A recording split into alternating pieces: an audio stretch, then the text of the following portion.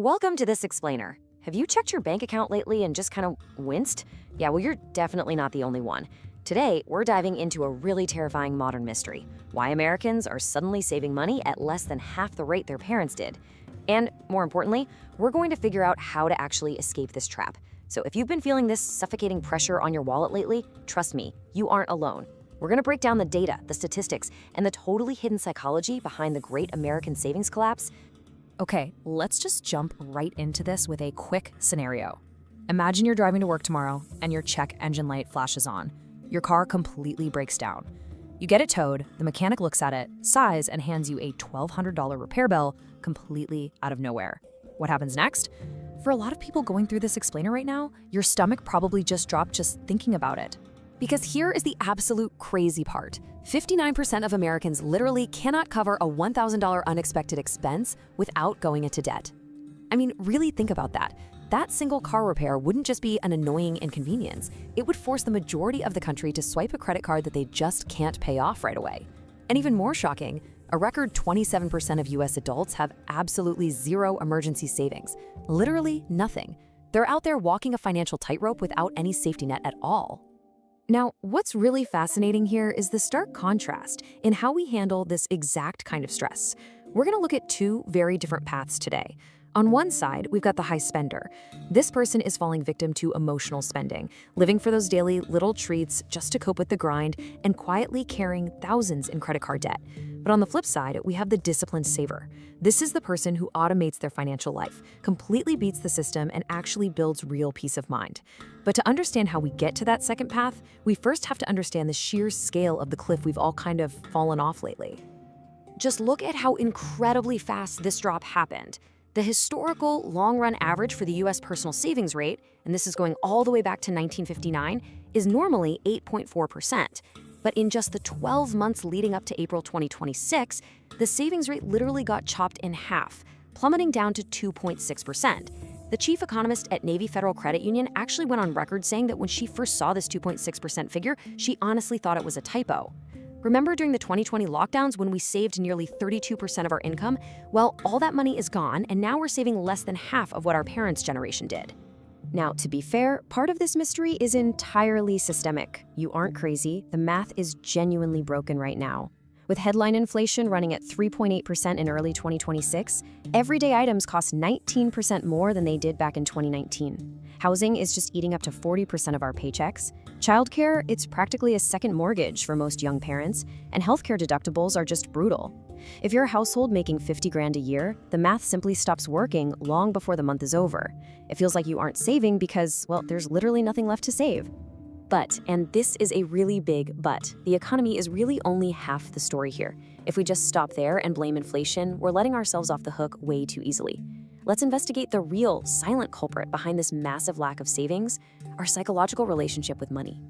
Finances are the #1 cause of stress for Americans, and instead of dealing with it head-on, we're basically engaging in some pretty deep-seated psychological money disorders.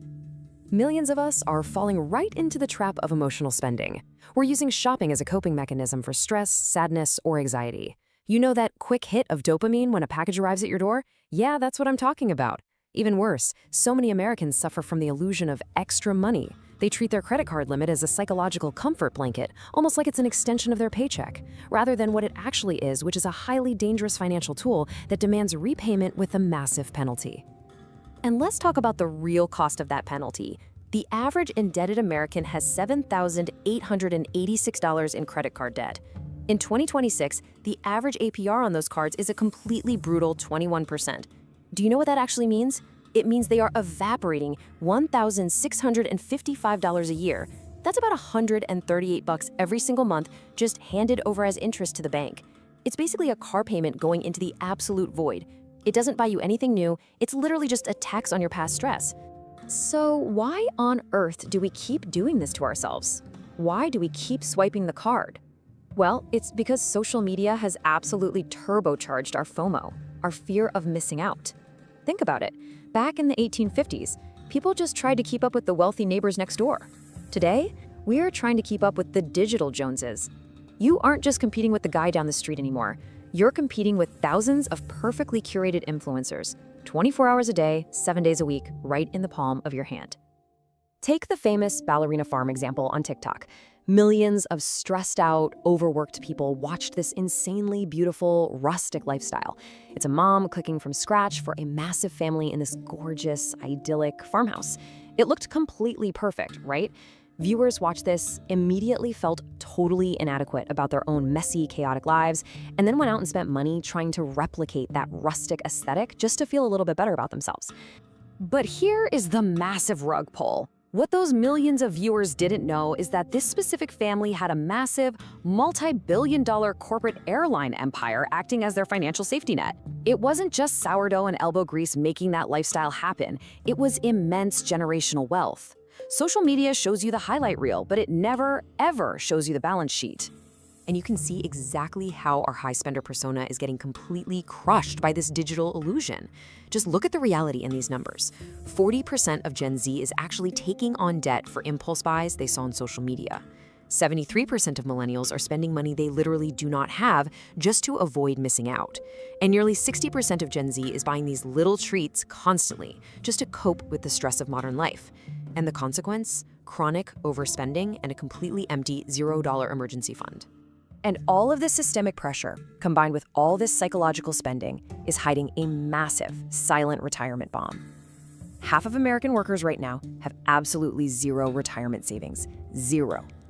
And for those who actually do save, the average 401k balance is hovering around $131,000. Now, that might sound like a pretty good chunk of change, until you realize that to maintain just a modest $50,000 a year lifestyle in retirement, financial planners say you mathematically need roughly $1.25 million. We are literally hundreds of thousands of dollars short, and the clock is ticking. Okay, so the mystery is officially solved. The system totally squeezed us with inflation, and then social media completely tricked our psychology into spending whatever little money we had left on a digital illusion. We've defined the trap. But here's the good news, and honestly, this is the most important part of this entire explainer. You can absolutely get out. It's time to shift from being that stressed out high spender to the disciplined saver. So let's get into your escape plan. First things first, you have to completely flip your spending upside down using the 50-30-20 rule. See, most people spend like 90% on their needs and wants, and then they just leave whatever random scraps are left for savings, which, let's be honest, is usually zero. You need to proactively allocate 50% to your actual needs, 30% to your wants, and then fiercely, non-negotiably protect that final 20% for your savings and debt repayment. You absolutely have to pay your future self first.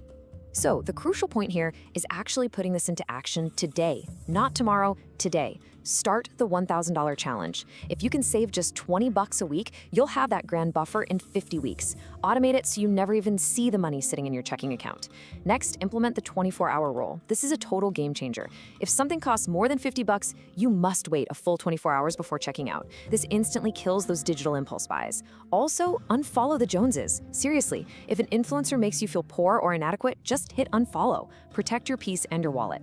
And finally, move your cash into a high-yield savings account where you can actually earn 5% interest instead of the 0.01% your traditional bank is insulting you with. Now, let's briefly talk about the famous latte math. And listen, this isn't about shaming you for liking coffee. I love coffee. I drink it every day. It's really just about opening your eyes to the magic of compound interest. If you skip a $7 daily treat, you save over $2,500 in a single year. If you invest that annually at a standard 7% return, over 30 years, it becomes $258,000. Those small, impulsive daily treats that we justify because we're stressed out are literally costing you $250,000 in your retirement. Let that sink in. So bringing it all together, look at our two personas one last time. The choice is honestly entirely yours. You can remain the high spender, drowning in 21% interest, doom scrolling TikTok, and stressing over a digital lifestyle that isn't even real. Or you can choose to become the disciplined saver. You can build that $1,000 buffer, earn actual passive income in a high-yield account, completely ignore the digital noise, and finally take your life back. I really want to leave you with this one provocative thought from our explainer today.